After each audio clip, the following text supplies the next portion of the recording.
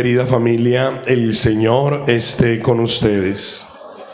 Mis ovejas escuchan mi voz, dice el Señor, y yo las conozco y ellas me siguen.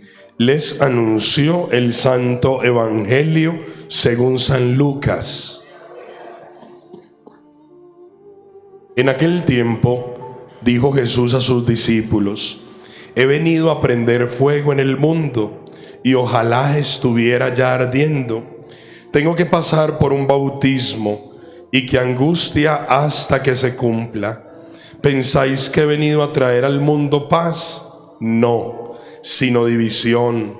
En adelante una familia de 5 estará dividida, 3 contra 2 y 2 contra 3. Estarán divididos el padre contra el hijo y el hijo contra el padre, la madre contra la hija y la hija contra la madre, la suegra contra la nuera y la nuera contra la suegra. Palabra del Señor. Por las palabras del Santo Evangelio sean perdonados nuestros pecados. Me alegra saludarles, qué bueno que estamos aquí. Y tal vez nuestra vida refleja pruebas tan significativas y particulares, pruebas cotidianas, donde en nuestra vida cristiana afortunadamente aparece el domingo. Y cuando traigo esas pruebas cotidianas en domingo a mi vida, pues entonces el Señor hace posible ser nuestro socorro, nuestro auxilio. Entonces yo, por ejemplo, puedo pensar en el profeta Jeremías. Y no solamente en él, los profetas obviamente murieron apaleados, golpeados, martirizados, en fin. Y lo más particular es que no conocieron de Cristo. El profeta anunció la llegada del Mesías, pero es muy curioso que no solamente anuncia, sino que como que asume lo que va a pasar con el Señor tiempo después. Entonces, cuando uno ve lo que acontece con el profeta Jeremías, ¿qué pasó con él? Pues fue obviamente pasado por la prueba, por la crítica. Él está dando un anuncio y finalmente el pago por ese anuncio es que muera ese Jeremías, porque está desmoralizando a los soldados que están en la ciudad, a todo el pueblo, tiene discursos. Fíjense que es lo mismito que le pasó al Señor. Está predicando en la sinagoga y es cuestionado, es criticado, en fin, está hablando del reino, está curando, está sanando, está mostrando el rostro de Dios, y sin embargo la paga es crucifícale, ¿sí o no? Entonces la experiencia del profeta, tan parecida a la experiencia de la pasión y muerte del Señor, es nuestra vida. Todos pasamos por momentos así, momentos difíciles. Y yo creo que hacer como un elenco de esos momentos difíciles es un poco dispendioso. Uno como sacerdote los escucha. Mi matrimonio está en crisis, mi hija se quiere suicidar, intentó suicidarse, se suicidó. Qué momentos tan de cruz, ¿sí o no? Qué momentos tan duros, tan difíciles. Entonces nuestra vida pasa por la prueba. Nuestra vida pasa por la prueba. ¿Y eso qué significa? Que es una vida completamente humana. ¿Es una vida completamente qué? Humana. Y el humano enfrenta eso que uno ve reflejado allá en esos vitrales. La cruz, ¿cierto? La vida está tocada continuamente por la experiencia de la luz. Ni se diga de la cruz. Pero para llegar a la luz hay que pasar por la cruz. Si no, por ejemplo, hace 15 años nacía Isabelita. El parto es un momento de dolor y de cruz que propicia dar a luz.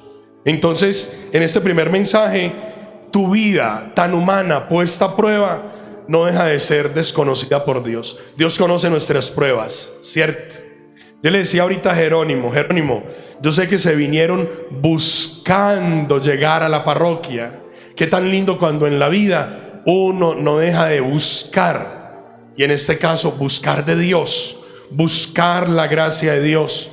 ¿Por qué es importante vivir en continua búsqueda de Dios? Porque se llegará el momento en medio de esa prueba que uno va a gritar, como dice el salmista: Señor, date prisa en socorrerme. Y el Señor vendrá con toda rapidez, el Señor vendrá con toda la agilidad de su espíritu, ¿cierto? Uno a veces dice: ¿será porque Dios a mí como que no me escucha? No, el Señor se está dando prisa en socorrerte, pero tal vez pueden ser tus ruidos interiores lo que no están dejando escuchar a Dios, y a lo mejor Dios ya le esté dando una solución a tu problema, pero tal vez los gritos y los ruidos mejor, porque uno grita al Señor y Él escucha, pero a veces son los ruidos, ¿cierto? Como cuando uno le dice a alguien: ve, mermale que es que no escucho, pero sobre ese ruido se está generando algo. Lo que pasa es que hay que silenciar. Entonces me parece muy linda la respuesta del Salmo: Señor, en nuestra vida date prisa en socorrernos, ¿cierto? Y el Señor se da prisa cuando hay un parto difícil, cuando hay una dificultad por unos papás que no han podido ser padres, cuando están atravesando momentos de crisis, de oscuridad. Orar con el Salmo, orar con el Salmo: Señor, date prisa en socorrerme. Vea, yo estoy convencido de que el Señor todos los días nos escucha, todos los días, así vengan muletas. Y les voy a hablar de esa experiencia. Ayer celebré la misa en el segundo aniversario de Bruno, un feligrés de nuestra parroquia. Se sentaba siempre al fondo a mi izquierda, y Bruno, en plena pandemia, fue hospitalizado por otros diagnósticos que obviamente aceleraron su cáncer. Y Bruno le dijo a la familia: vea, yo cuando salga de la clínica quiero que me lleven donde el padre Wilmar, que me quiero despedir de él. Él ya sabía que se iba a morir. Y entonces, plena pandemia, 9 de agosto más o menos del año 2020, estamos en un pico alto. Y yo para ese momento llevo como casi un mes y varios días de haber sido operado de mi rodilla. Y entonces Bruno me escribió y me dice: padre, estoy aquí en el hospital de San Antonio de Prado, sé que usted no puede venir, pero yo estoy deseando cuando salga ir a visitarlo. ¿Puedo hacerlo? De una, papá. Y entonces se llegó el día de que Bruno vino, y yo salí a toda prisa, en muletas, sobre todo a prisa, ¿no? Óigame, subí esa rampa en muletas y nos sentamos allá atrás. Nos saludamos. Bruno vino a despedirse, vino a decirle: padre, vea, yo vengo a decirle gracias porque yo sé que voy a morir. Y yo mismo le dije: Bruno, si estás tan convencido de eso, pedile a mi Dios por mí, para que yo sienta cuando tú estés viendo a Dios que yo también lo estoy viendo contigo. Y me dijo: padre, así será. Recuerdo su rostro, su semblante, y nos despedimos, nos dimos un abrazo, y aquí estamos. Y él se fue al cielo a toda prisa. Señor, date prisa en socorrerme. Yo, a pesar de haber subido en muletas, subí con todo el corazón. Yo estoy convencido de que el Señor siempre nos atiende, siempre nos escucha. Por eso lo digo públicamente. Lástima que una persona que se quiere suicidar no viene a hablar conmigo.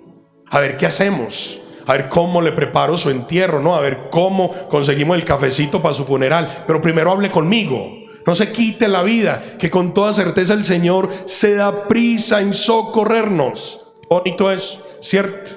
Y la vida nuestra pasa por el desespero, lo que les predicaba la semana pasada. Cuando uno se desespera, entonces no está recibiendo la virtud de la esperanza. No entres en desespero, porque el Señor no tarda en socorrerte, no tarda en socorrerme. Con toda seguridad: Señor, date prisa en socorrerme. Cuando me nombraron recién ordenado, estaba yo aquí y me mandan para Manrique, ¿no? Recuerden, muchachos, cuando llegué a Manrique, que no voy a decir mentiras, cómo llegamos a Manrique en un mayo, en plena masacre, ¿sí o no? Ahí está, ahí está. Y sin embargo, Señor, date prisa en socorrerme. ¿Por qué? Porque esta comunidad tan bella hay que impactarla con la luz que pones en nuestro corazón. Y llegué, no tarda en socorrernos el Señor, y ellos son testigos de la maravilla de gracia que el Señor nos acompañó. El Señor no nos deja solos, pilas pues con eso. Y quiero culminar con algo en lo que todos vamos a quedar comprometidos, porque lo hice en Manrique, porque lo hice en Niquía y porque lo he hecho aquí. Mantener la mirada fija en el Señor. ¿Eso qué significa? Firmeza. Miren lo que dice la segunda lectura. Quitemos lo que nos estorba y el pecado que nos ata, y corramos en la carrera que nos toca sin retirarnos. En medio de toda esta comunidad yo nunca me aburrí, y Jorge es testigo de ello y toda la familia. Aquí nunca me he aburrido, yo nunca me he aburrido en ninguna parte, porque yo estoy corriendo. Ahorita se lo explicaba al niño que dice allá: crecer, creer y amar. Y no podemos renunciar al verbo correr, así vaya uno en muletas, como les digo, ¿no? Pero yo no puedo parar de correr con los ojos fijos en el que inició y completa mi fe. Mi fe todos los días debe correr.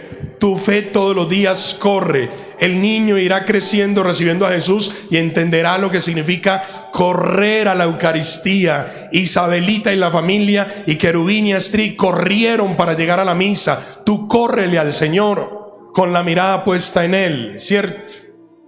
La mirada puesta en el Señor. Cuando uno pone la vista en el Señor, aunque uno se despida, con el tiempo se vuelve a encontrar con el Señor y con el Padre.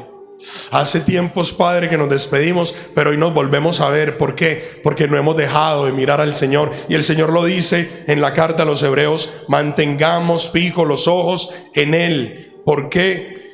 Porque ahí está la fuerza y la firmeza. Yo le digo a los futbolistas del Envigado cuando estamos haciendo la oración: muchachos, abracémonos. Y todos los futbolistas nos abrazamos. Esto se cae, no. ¿Por qué no se cae? Porque estamos en forma de cruz. El abrazo es una cruz firme. La cruz nunca se cae.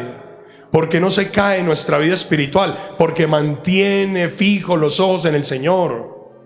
Entonces, como el profeta pasamos pruebas, como el salmista le gritamos: date prisa, y el Señor nos sostiene.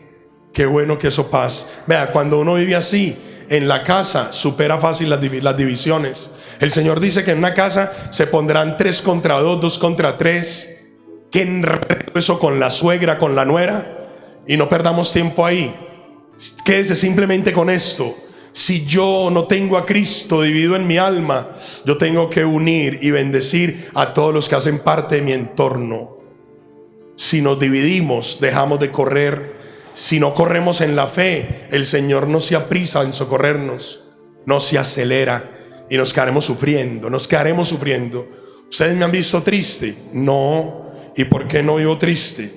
Aunque papá y mamá no llegaron a mi ordenación, yo entendí que había que poner los ojos en Él, y que papá y mamá están en Él, y que mi vida tiene que ser eso: una constante súplica, una constante disponibilidad para correr. Y eso es lo que hemos hecho aquí desde hace 8 años. Yo hace 8 años llegué aquí, celebramos la misa, todavía estaba el altar allí a un lado, y esto era muy particular, ¿cierto? El entorno era otro, pero cuando uno clama, el Señor lo escucha, viene a prisa a socorrernos y no nos encuentra divididos. Estamos muy unidos. Vea qué belleza, qué linda comunidad. Esta mañana había gente de Niquía en nuestra Eucaristía. Ahora me siento honrado con los feligreses e hijos. Entonces uno no olvida al papá, al que le animan la fe, y ni se diga la familia que iba a la misa: Vizcaya, Querubín, Astrid y todos, Juanjo, Sarita. Y estamos aquí, no estamos divididos. Pidámosle pues al Señor que nos dé mucha luz, que Jerónimo nunca se canse de comulgar. ¿Listo, Jerónimo? Siempre, hermano, a misa y bien contento. E Isabelita, que significa belleza de Dios, también le dé gracias al Señor por la vida, porque a tu edad está parecerá de moda no querer vivir. ¿Usted también le ha pasado ese capricho? No, cuidado pues, que me corto las venas, que no quiero vivir. No, pilas con eso, Isabela, que usted tiene muchos sueños y muchos proyectos. Y a todos de verdad mil gracias por venir al lugar donde el Señor se da prisa en socorrernos, porque nos muestra los misterios de su amor. En el nombre del Padre, del Hijo y del Espíritu Santo. Amén. Hermanos, ¿ustedes creen en Dios Padre,